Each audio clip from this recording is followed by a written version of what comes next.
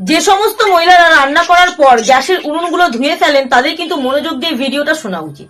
আমরা অনেকবারই মহিলারাই কিন্তু এই নিয়মগুলো জানি না।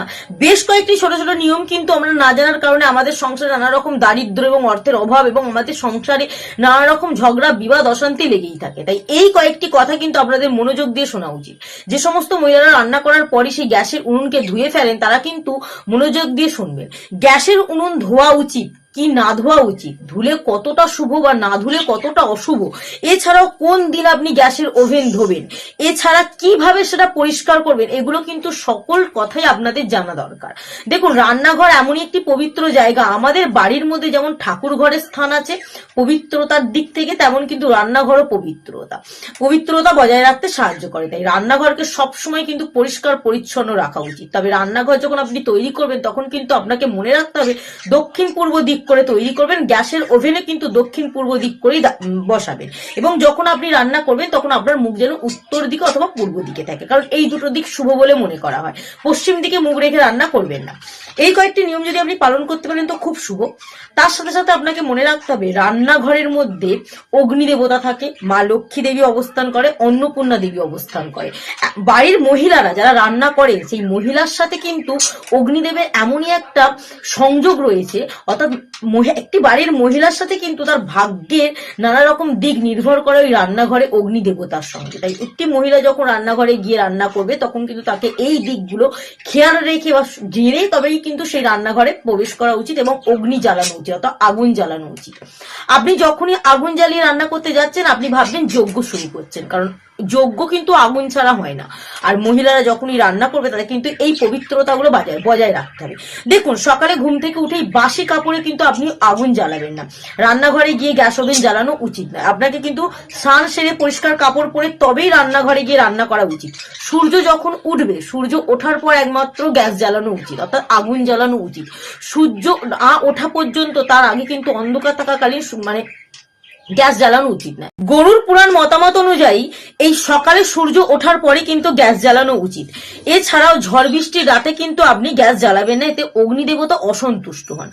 প্রতিটা বাড়ির মহিলারা যখনই রান্নাঘরে যাবেন তখনই কিন্তু তাদেরকে একটা নিয়ম পালন করতে হবে। কারণ হচ্ছে, যেমন আগুনের মধ্যে অগ্নিদেবতা অবস্থান করেন তেমন কিন্তু গ্যাসের উনুনের মধ্যে মা লক্ষ্মী দেবী এবং অন্নপূর্ণা দেবী বসবাস করে। তাই বাড়ির প্রতিটা মহিলাকে মনে রাখতে হবে সপ্তাহে 7টা দিন যদি করতে পারেন কি করবেন, গোমূত্র অথবা যে হলুদ জল, গোমূত্র হতে পারে অথবা হলুদ জলকে হাতে স্পর্শ করাবার পর কিন্তু আপনি গ্যাসের উনুনটা ছোবেন বা আগুন জ্বালবেন।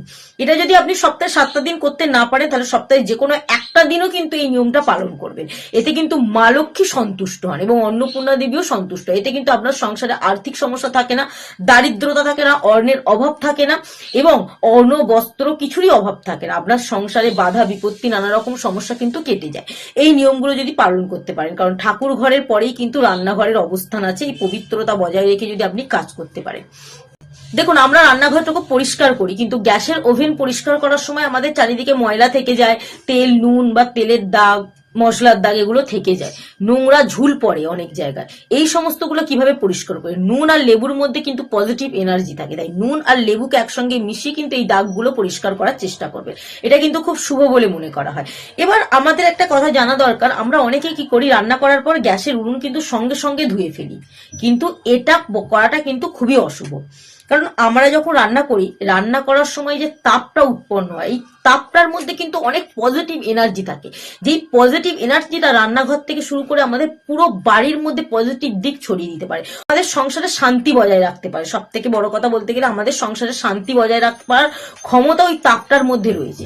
তাই আমরা রান্না করার পরই যদি গ্যাসের ওভেন জল দিয়ে ধুয়ে ফেলি তাহলে কিন্তু সেই তাপটা সঙ্গে সঙ্গেই নষ্ট হয়ে গেল। আর সেই তাপটা যদি সঙ্গে সঙ্গে নষ্ট হয়ে যায় তাহলে কিন্তু আমাদের সংসারে যে পজিটিভ এনার্জিটা ছিল, সুখ শান্তির জন্য যে শক্তিটা ছিল, সেই শক্তিটা কিন্তু সঙ্গে সঙ্গে নষ্ট হয়ে যায়। তাই রান্না করার পর গ্যাসের উনুন ভুল করেও জল দিয়ে ধোবেন না।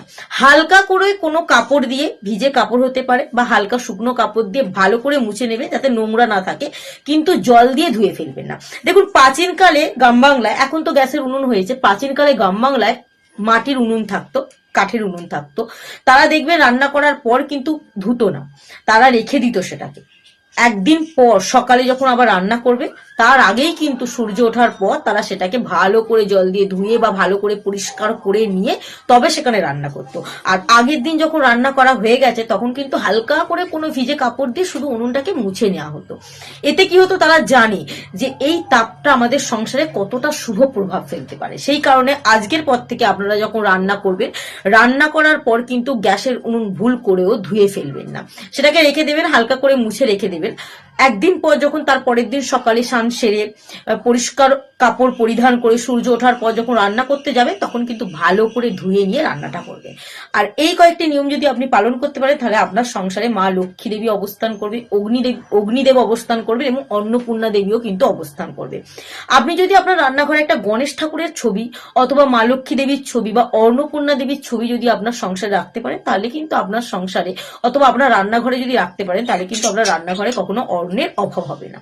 তো এই কয়েকটি নিয়ম মেনেই কিন্তু আমাদের প্রত্যেকটা মহিলাকে রান্নাঘরে যাওয়া উচিত, অগ্নি জ্বালানো উচিত এবং রান্না করা উচিত। তো কেমন লাগলো ভিডিওটা কমেন্টে জানাবেন। যদি ভালো লেগে থাকে লাইক কমেন্ট এবং শেয়ার করবেন। আর যদি কোনো প্রশ্নের উত্তর জানার থাকে অবশ্যই কমেন্টে জানাবেন, আমি চেষ্টা করবো সেই প্রশ্নের উত্তর দেওয়ার।